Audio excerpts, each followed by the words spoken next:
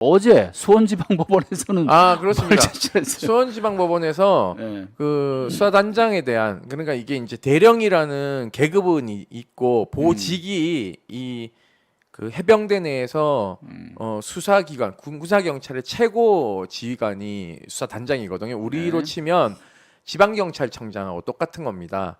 그러니까는 이분에 대한 보직해임을 했잖아요. 그래서 보직해임을 취소해달라는 소송과 함께 이 처분을 집행을 정지해달라는 집행정지 신청을 해서 어제 집행정지 신청에 대한 신문기일이 있었어요. 네. 그 신문기일은 보통 당사자하고 양측만 들어가기 때문에 저희는 이제 입장이 안 되거든요.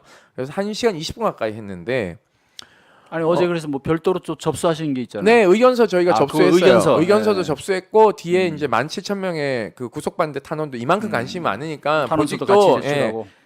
빨리 저기 집행정지해서 돌아가게 해줘야 된다는 이제 의견인데 1시간 20분 가까이 했고 다음 주 금요일까지 양측이 주장하는 요지를 좀 정리해서 제출하라라고 얘기를 했고 그 다음 주 금요일까지 모든 자료를 좀 내달라라고 했기 때문에 추석 전에 집행정지 결정을 인용할 건지 기각할 건지는 재판부가 결정할 것 같습니다. 전망 어떻게 보세요? 지금 사실 진짜 분위기는 좋아요. 왜냐하면 네. 예상을 깨고 구속영장이 기각되는 네. 바람에 네네. 이거 집행정지 신청도 잘하면 뭐 인용될 수 있는 거 아니냐? 응?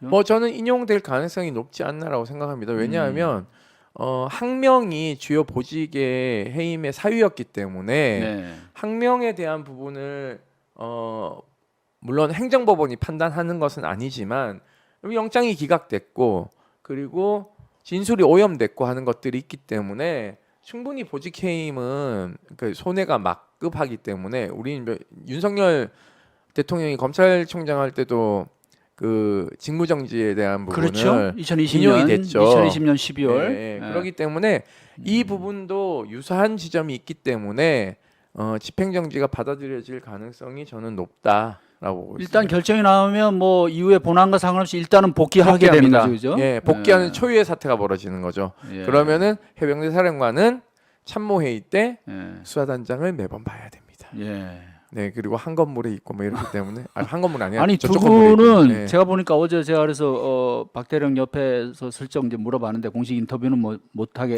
약속을 좀, 했다고 그래서 예, 맞습니다. 그냥 이제 사담식으로 물어봤는데 사령관에 대해서 사령관이 지금 군 검찰 그 영장 이런 데 보면 진술이 지금 뭐 조금 불리하게 돼 있는데 아까 말씀하신 대로 1회 때만 잘 모른다는 식으로 얘기하고 그러니까 1회 때 기억나지 않는다라고 네, 뭐 했고 기억나지 않는다. 2회 때 뭐 이랬던 것 같다라고 얘기하고 3회 때 구체적으로 얘기를 해요. 그러니까 뭐 VIP 발언 뭐 이런 거 이제 안 했다 뭐 이런 식으로 돼 있다는 그러니까, 거잖아요. 네, 그러니까 이게 진술이 다 1회 진술이 오염됐다고 볼 수밖에 없는 네. 거죠. 그리고 그것도요.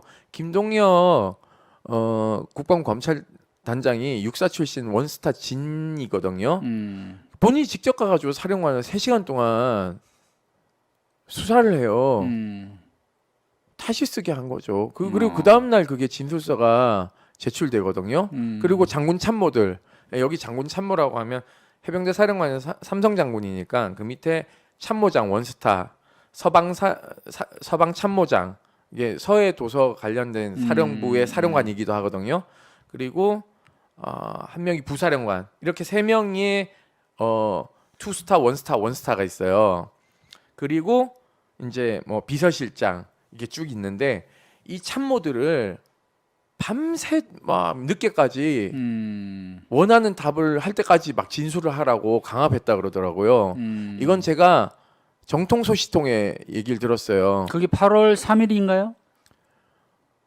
8월 2일 날 이제 저녁에 회수하는 소동이 있고 그렇죠. 그날 저녁에 압수수색 영장을 신청하고 박대령에 대한 압수수색은 8월 3일 날 들어갔고 그러면은 2일입니다. 2일이네. 2일 맞아요. 저녁에 2일 예, 저녁에 벌써 예. 내려갔죠. 5시에 들어가서 사령관 조사한다고. 그냥 밤새 그렇게 괴롭혔다는 얘기를 제가 고위 출신한테 들었고 그렇게 표현하더라고요.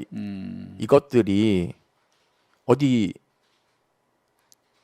해병대를 감히 정의와 자유를 짓밟고 들어와서 사령관의 팔을 비틀고 장군 참모들과 비서실장을 강압으로 몰아세워서 허위 진술을 하게 만드냐고 뭐 이런 표현들을 이제 엄청 세게 하시더라고요. 그래서 지금 해병대는 부글부글이에요. 전우회가 이 사건에 대해서. 왜냐하면 전우회가 막 전국에 이제 상계돼 있고 이게 다 법인화되어 있으니까 이게 이제 행동하기가 조금 제약이 있긴 한데 빨간 티 입고 나오면은 뭐 끝나는 거죠. 제가 봤을 때. 그렇기 때문에 뭐 저희 군인권 센터로 전화가 많이 옵니다. 해병 그 전우분들이 뭐 소송을 돕고 싶다. 뭐 돈을 어떻게 내고 있냐. 내가 금일봉 들고 가겠다라는 막 70대 막 할아버지 막 해병대 출신도 있고. 그래서 이걸 본 많은 해병대 전우들이 굉장히 공분을 하고 있고 그 무엇보다 일반 시민들이 굉장히 공분하고 있죠. 지금 이 사태에 대해서. 아니 그래서 저도 사실 그게 제일 궁금해서 어제 박대령한테 슬쩍 이제 그 해병대 사령관이 그렇게 진술한 것에 대해서 어떻게 생각하느냐 물었더만 사령관님 참 좋은 분이죠 이러면서 참 어쩔 수 없는 상황에서 아마 불가피하게 그런 뭐 진술을 하지 않았나 이렇게 생각한다고. 저도 김계한 예. 사령관을 잘 알거든요. 예. 사고가 일어나는 이틀 전에 7월 17일 날 포항 1사단에 같이 있었어요. 그 마리논 헬기 추락 사건 5주기라 가지고 제가 해마다 가거든요. 1,600명의 병력이 동원된다 그러더라고요. 수해복구 지역에.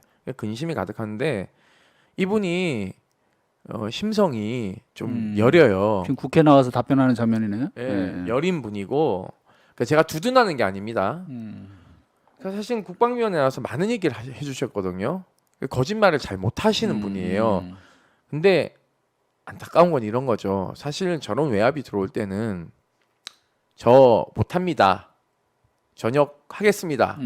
전역 지원서 내고 이첩해라 라고 얘기하고 본인은 엎었을 각오를 했었어야 돼요. 그래서 그런 얘기를 합니다. 박정훈 단장이 VIP 만나서 직접 얘기하시면 안 되냐고. 예. 해병대 사령관은 그럴 권한이 있어요. 왜냐하면 우리가 보통 육군, 해군, 공군을 각군 참모총장으로 대표한다면 우리가 3군이라고 표현하잖아요. 그 해병대를 4군에 넣습니다. 그래서 법도 개정해서 해병대 사령관이 사성장군을 달 수 있게끔 법을 개정해 놨어요. 그러니까 합참의장을 할 수가 있게끔 예. 문을 열어놨거든요. 예. 그만큼 미군도 그 해병대 사령관이 사성장군이고 4군 체제입니다. 그래서 다른 여타의 삼성장군하고는 서열이 달라요. 예를 들면 군단장 뭐 이런 사람들하고는 다르게 해병대의 작은 참모총장이죠. 사실은 군정권을 다지고 있으니까 그러니까 대통령을 사실 독대할 수 있는 위치입니다. 그럼 면담 요청할 수도 있고요. 그 얘기를 해요. 박정훈 단장이 이거 대통령 VIP 만나서 소상하게 얘기하면 VIP께서도 들어주시지 않겠냐. 사실은 박정훈 대령은 굉장히 충직한 군인이에요. 예, 명령에 살고 원칙에 사는 사람인데 이건 사실은 수사에 대한 명령권이 사령관이 없거든요. 예. 그래서 그런 얘기 하시면 직권남용으로 처벌받으신다라고 하니까 이제 검찰단이 이렇게 표현합니다. 그 법학 지식이 상당히 높아서 그러한 지식을 가지고 사령관을 겁박했다. 아니 대령이 삼성장군 어떻게 겁박을 합니까? 그리고 겁박을 하게 생기진 않으셨잖아요. 예. 그런 건 전두환, 노태우 이런 반란을 일으키는 양아치 군인들이 하는 짓이 정치 군인들이 하는 짓이지. 그 지금 해병대는 왜 다 열이 받아 있냐면 전우들이 이 정치 군인들이 해병대를 모욕 주고 있다고 생각하는 거예요.